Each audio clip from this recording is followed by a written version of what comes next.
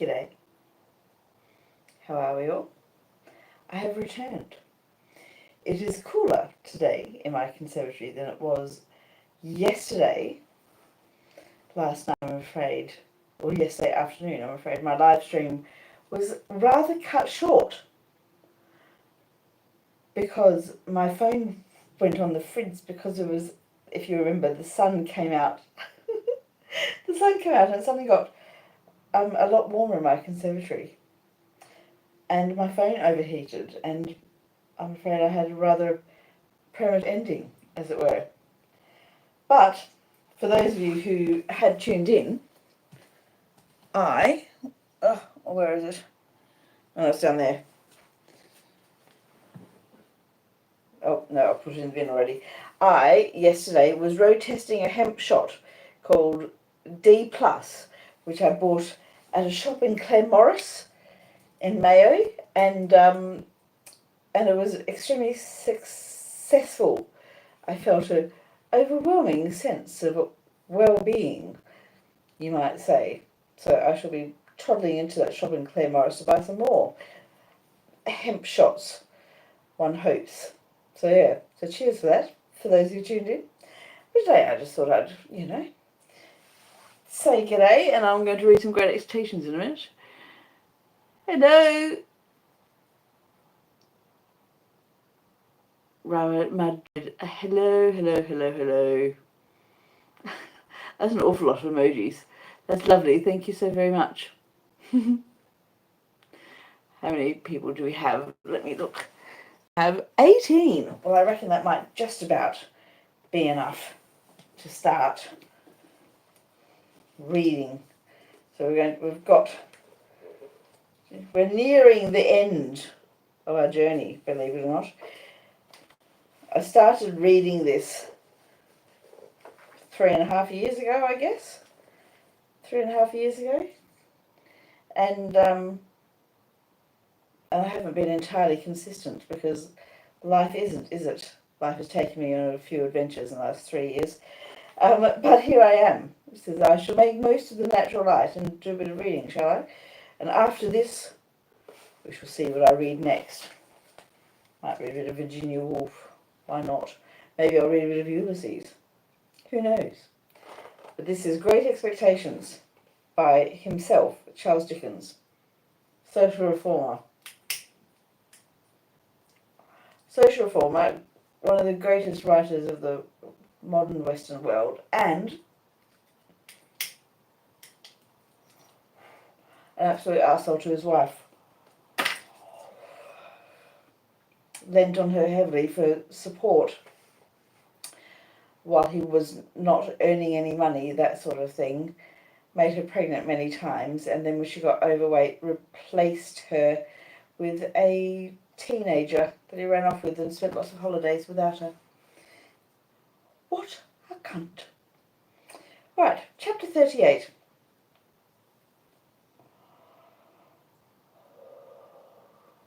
I was 23 years of age. Not another word had I heard to enlighten me on the subject of my expectations, and my 23rd birthday was a week gone. We had left Barnard's Inn more than a year, and lived in the Temple. Our chambers were in Garden Court, down by the river. Mr. Pocket and I had for some time parted company as to our original relations, though we continued on the best terms. Notwithstanding my inability to settle to anything, which I hope arose out of the restless and incomplete tenure on which I held my means, I had a taste for reading, and read regularly so many hours a day. That matter of Herbert's was still progressing, and everything with me was as I had brought it down to the close of the last preceding chapter. Business had taken Herbert on a journey to Marseille. I was alone, and had a dull sense of being alone. Dispirited and anxious, long hoping that tomorrow or next week would clear my way, and long disappointed, I sadly missed the cheerful face and ready response of my friend. It was wretched weather, stormy and wet, mud deep in all the streets. Day after day, a vast, heavy veil had been driving over London from the east, and it drove still, as if in the east there were an eternity of cloud and wind. So furious had been the gusts that high buildings in town had had the lead stripped off their roofs, and in the country trees had been torn up and sails of windmills carried away, and gloomy accounts had come in from the coast of shipwreck and death. Violent blasts of rain had accompanied these rages of wind, and the day just closed as I sat down to read had been the worst of all. Alterations have been made in that part of the temple since that time, and it has not now so lonely a character as it had then, nor is it so exposed to the river. We lived at the top of the last house, and the wind rushing up the river shook the house that night, like discharges of cannon or breakings of a sea. When the rain came with it and dashed against the windows, I thought, raising my eyes to them as they rocked, that I might have fancied myself in a storm-beaten lighthouse. Occasionally the smoke came rolling down the chimney as though it could not bear to go out into such a night. And when I set the doors open and looked down the staircase lamps were blown out. And when I had shaded my face with my hands and looked through the black windows, opening them, ever so little, out of the question in the teeth of such wind and rain, I saw that the lamps in the court were blown out, and that the lamps on the bridges and the shore were shuddering, and that the coal fires and barges on the river were being carried away before the wind like red-hot splashes in the rain. I read with my watch upon the table, purposing to close my book at 11 o'clock. As I shut it, St. Paul's and all the many church clocks in the city, some leading, some accompanying, some following, struck that hour. The sound was curiously floored by the wind, and I was listening and thinking how the wind assailed and tore it, when I heard a footstep on the stair. What nervous folly made me start, and awfully connected with the footstep of my dead sister, matters not. It was past in a moment, and I listened again, and heard the footsteps stumble and coming on. Remembering then that the staircase lights were blown out, I took up my reading lamp and went out to the stairhead. Whoever was below had stopped on seeing my lamp, for all was quiet. "There is someone down there, is there not?" I called out, looking down. "Yes," said a voice from the darkness beneath. "What floor do you want?" "The top. Mr. Pip." "That is my name. There is nothing the matter?" "Nothing the matter," returned the voice, and the man came on. I stood with my lamp held out over the stair rail, and he came slowly within its light. It was a shaded lamp to shine upon a book, and its circle of light was very contracted, so that he was in it for a mere instant, and then out of it. In the instant I had seen a face that was strange to me, looking up with an incomprehensible air of being touched and pleased by the sight of me. Moving the lamp as the man moved, I made out that he was substantially dressed, but roughly, like a voyager by sea, that he had long iron-grey hair, that his age was about 60, that he was a muscular man, strong in his legs, and that he was browned and hardened by exposure to weather. As he ascended the last stair or two, and the light of my lamp included us both, I saw, with a stupid kind of amazement, that he was holding out both his hands to me. "Pray, what is your business?" I asked him. "My business?" he repeated, pausing. "Ah, yes, I will explain my business, by your leave." "Do you wish to come in?" "Yes," he replied. "I wish to come in, master." I had asked him the question inhospitably enough, for I resented the sort of bright and gratified recognition that still shone in his face. I resented it because it seemed to imply that he expected me to respond to it. But I took him into the room I had just left, and having set the lamp on the table, asked him as civilly as I could to explain himself. He looked about him with the strangest air, an air of wondering pleasure, as if he had had some part in the things he admired, and he pulled off a rough outer coat and his hat. Then I saw that his head was furrowed and bald, and that the long iron-grey hair grew only on its sides. But I saw nothing that in the least explained him. On the contrary, I saw him next moment once more holding out both his hands to me. What do you mean? Said I, half suspecting him to be mad. He stopped in his looking at me and slowly rubbed his right hand over his head. It's disappointing to a man, he said in a coarse, broken voice, after having looked forward so distant and come so far, but you're not to blame for that. Neither of us is to blame for that. I'll speak in half a minute. Give me half a minute, please. He sat down on a chair that stood before the fire and covered his forehead with his large, brown, veinous hands. I looked at him attentively then, and recoiled a little from him, but I did not know him. There's no one nigh, said he, looking over his shoulder. Is there? Why do you, a stranger coming into my rooms at this time of night, ask that question? Said I. You're a game one, he returned, shaking his head at me with a deliberate affection, at once most unintelligible and most exasperating. I'm glad you growed up a game one, but don't catch hold of me. You'll be sorry afterwards to have done it. I do apologise, got my tongue tied. I relinquished the intention he had detected, for I knew him. Even yet I could not recall a single feature, but I knew him. If the wind and the rain had driven away the intervening years, had scattered all the intervening objects, had swept us to the churchyard where we first stood face to face on such different levels, I could not have known my convict more distinctly than I knew him now, as he sat in the chair before the fire.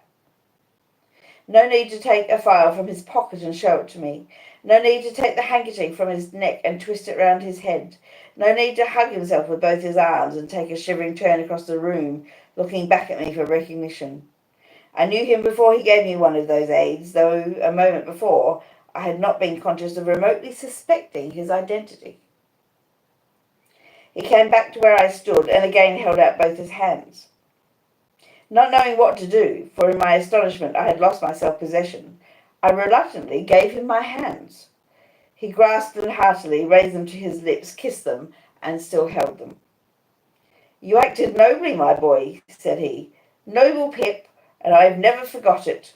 At a change in his manner, as if he were even going to embrace me, I laid a hand upon his breast and put him back.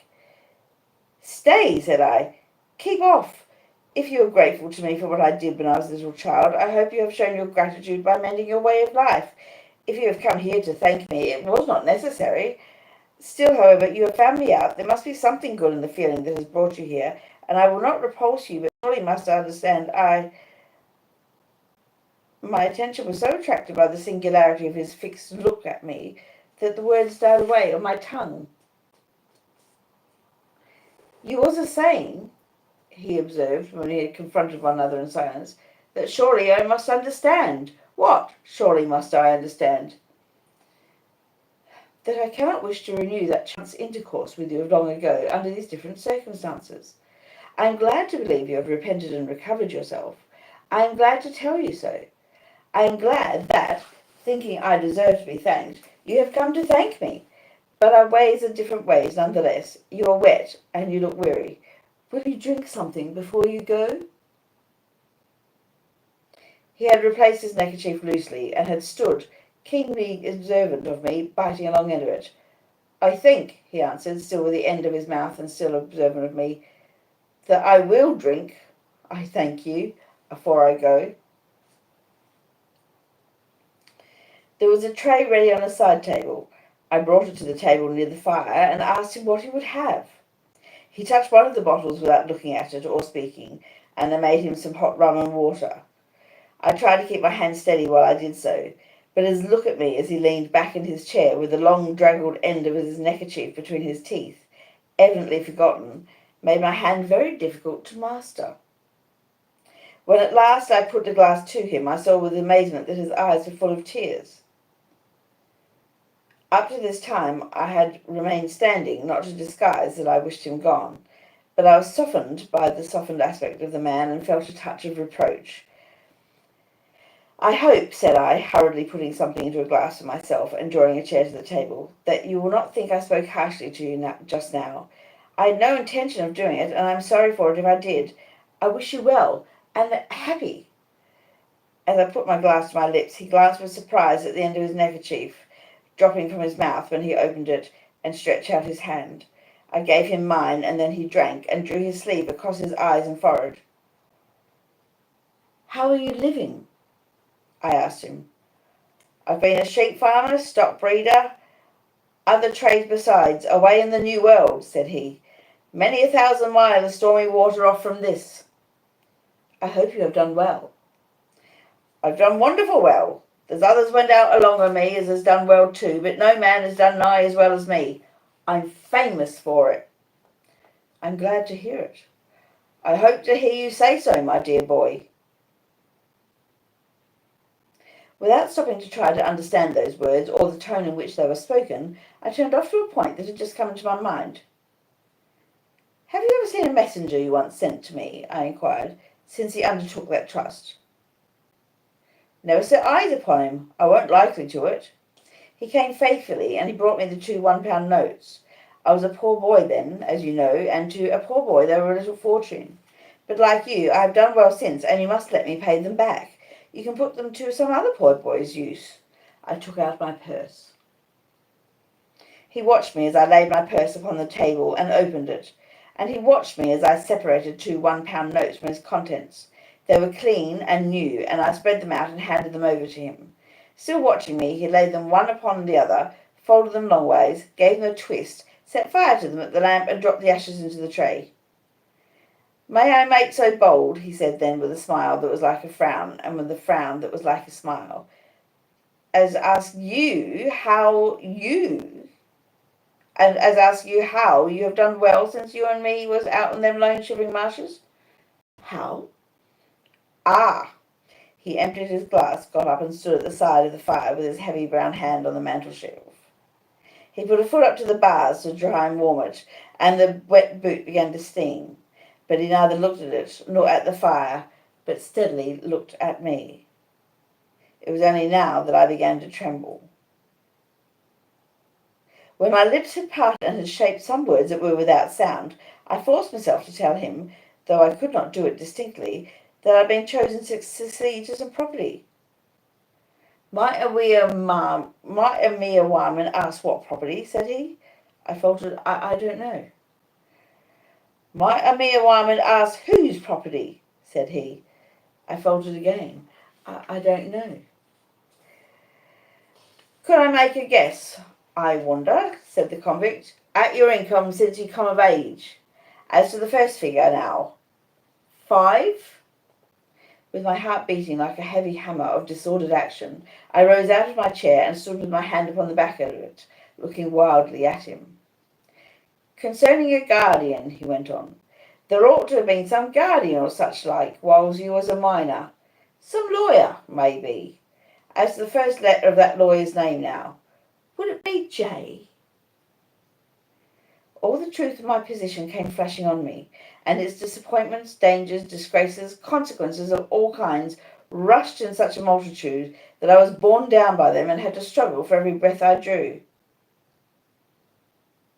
"Put it," he resumed, "as the employer of that lawyer whose name began with a J, and might be Jaggers. Put it as he had come overseas to Portsmouth, and had landed there, and had wanted to come on to you. 'However you have found me out,' you says just now. Well, however did I find you out? Why, I wrote from Portsmouth to a person in London for particulars of your address. That big person's name? Why, Wemmick." I could not have spoken one word, though it had been to save my life. I stood with a hand on the chair back and a hand on my breast, where I seemed to be suffocating. I stood so, looking wildly at him, until I grasped at the chair, when the room began to surge and turn. He caught me, drew me to the sofa, put me up against the cushions, and bent on one knee before me, bringing the face that I now well remembered, and that I shuddered at, very near to mine. "Yes, Pip, dear boy, I've made a gentleman on you. It's me what has done it. I swore that time, sure as ever I earned a guinea, that guinea should go to you. I swore afterwards, sure as I ever speculate and got rich, you should get rich. I lived rough, that you should live smooth. I worked hard, that you should be above work. What odds, dear boy? Do I tell it for you to feel an obligation? Not a bit. I tell it for you to know was there that hunted dunghill dog what you kept life in got his head so high that he could make a gentleman. And Pip, you're him. The abhorrence in which I held the man, the dread I had of him, the repugnance with which I shrank from him, could not have been exceeded if he had been some terrible beast. Look here, Pip, I'm your second father. You're my son, more to me nor any son. I've put away money only for you to spend. When I was a hired-out shepherd in a solitary hut, not seeing no faces but faces of sheep, till I half forgot what men's and women's faces was like, I see yourn. I drops my knife many a time in that hut when I was eating my dinner and my supper, and I says, here's a boy again, a-looking at me while I eats and drinks. I see you there, many times as plain as ever I see you on them misty marshes. Lord, strike me dead, I says each time, and I goes out in the open air to say it under the open heavens.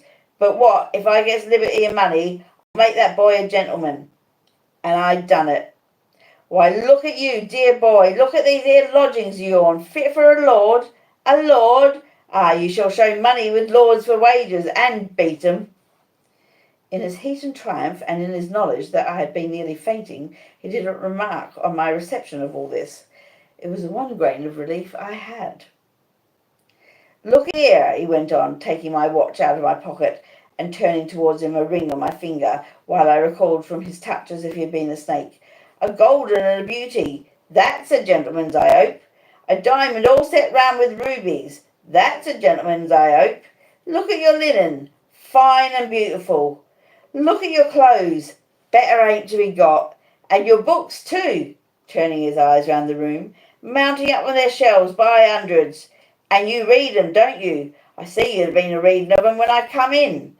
Ha ha, you shall read 'em to me, dear boy, and if they're in foreign languages what I don't understand, I shall be just as proud as if I did. Again he took both my hands and put them to his lips, while my blood ran cold within me. Don't you mind talking, Pip, said he, after again drawing his sleeve over his eyes and forehead, as the click came in his throat, which I well remembered, and he was all the more horrible to me that he was so much in earnest. You can't do better nor keep quiet, dear boy. You ain't looked slowly forward to this as I have. You wasn't prepared for this as I was. But didn't you never think it might be me? Oh, no, no, no, I returned. Never, never. Well, you see, it was me, and single-handed. Never a soul in it but my own self and Mr. Jaggers. Was there no one else? I asked. No, said he, with a glance of surprise. Who else should there be? And dear boy, how good-looking you have growed. There's bright eyes somewheres, eh? Isn't there bright eyes somewheres what you love the thoughts on? Oh, Estella, Estella. They shall be yourn, dear boy, if money can buy 'em. Not the gentleman like you, so well set up as you, can't win 'em off of his own game. But money shall back you. Let me finish what I was a-telling you, dear boy. From that there hut and that there hiring out, I got money left me by my master, which died and had been the same as me, and got my liberty and went for myself. And every single thing that I went for you. Lord, strike a blight upon it, I says, whatever I was, I went for it, if it ain't for him. It all prospered wonderful. As I've given you to understand just now, I'm famous for it. It was the money left me, and the gains of the first few years, what I sent home to Mr. Jaggers, all for you, when he first come out of you, agreeable to my letter. Oh, that he had never come. That he had left me at the forge, far from contented, yet by comparison, happy.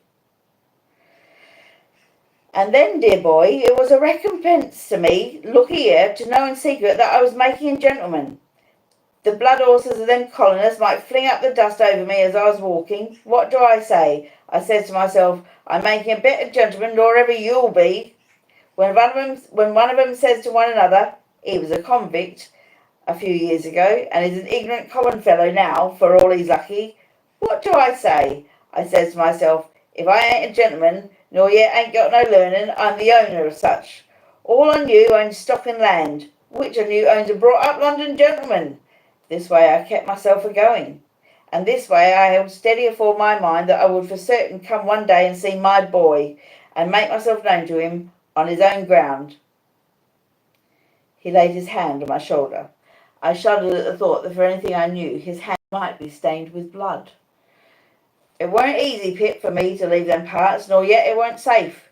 But I held to it, and the harder it was, the stronger I held, for I was determined, and my mind firm made up. At last I'd done it.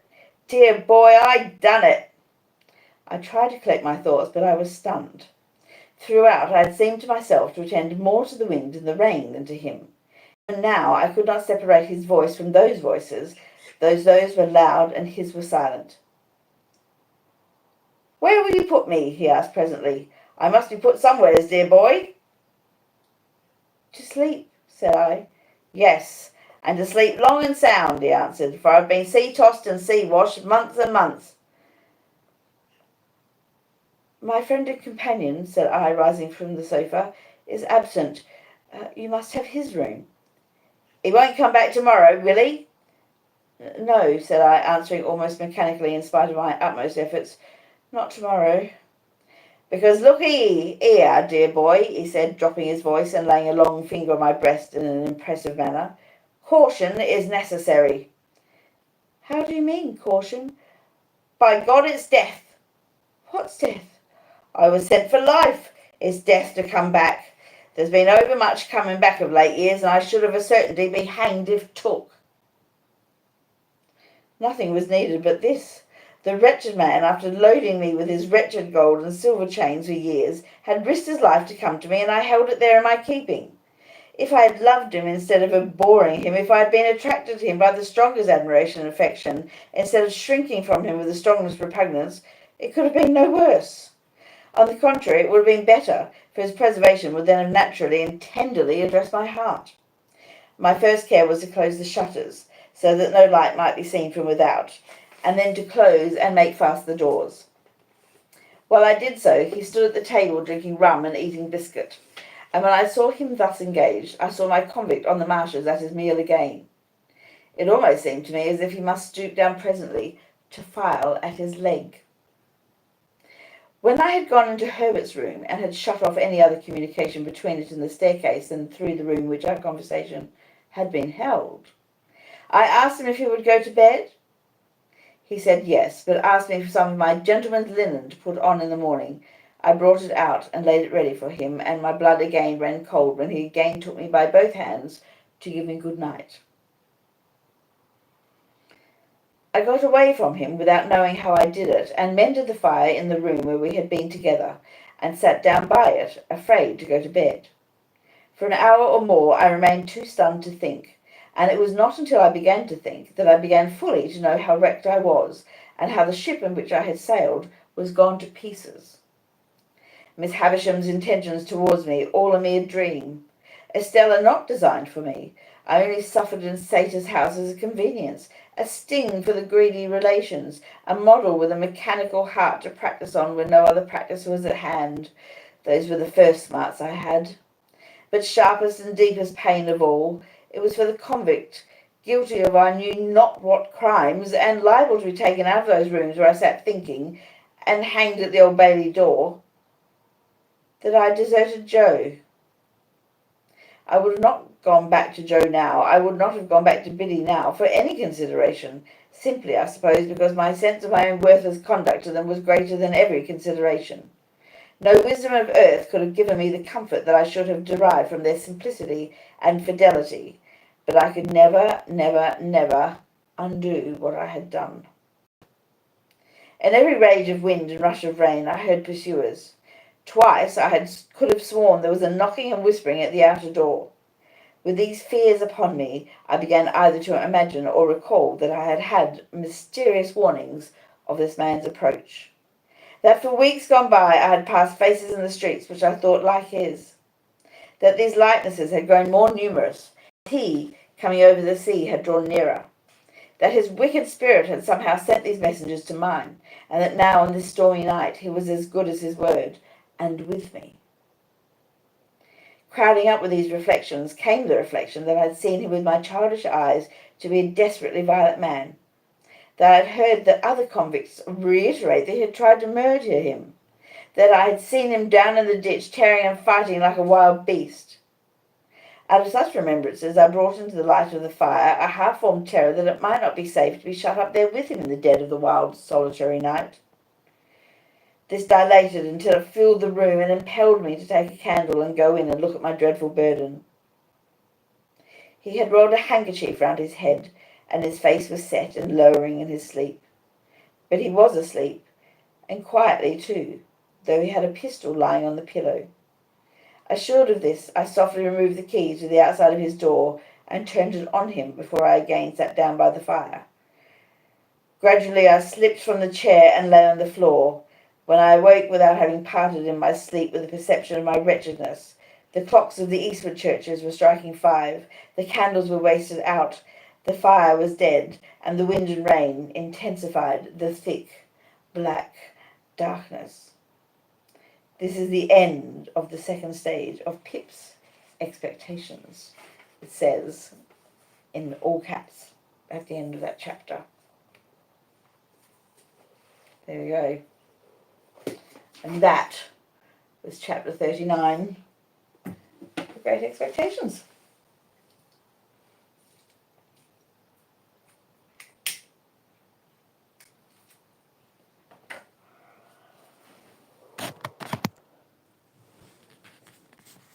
So, I do thank you all for tuning in. Thank you very, very much. Make a little stomach growl video go. No.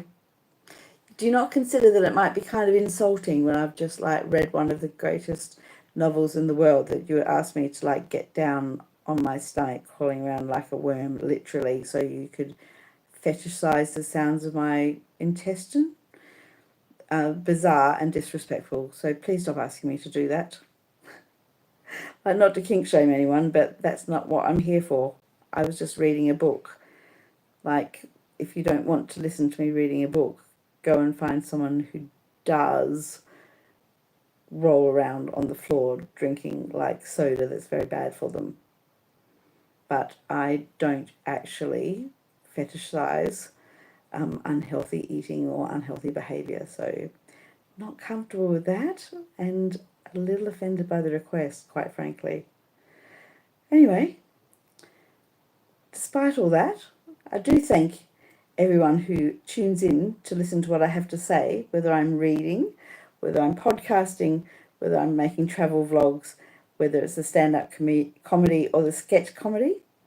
And of course, there's many links to podcasts on elsewhere on my channel. Thank you to all who subscribe or who like and share, especially those who become channel members or who go and find me on Patreon.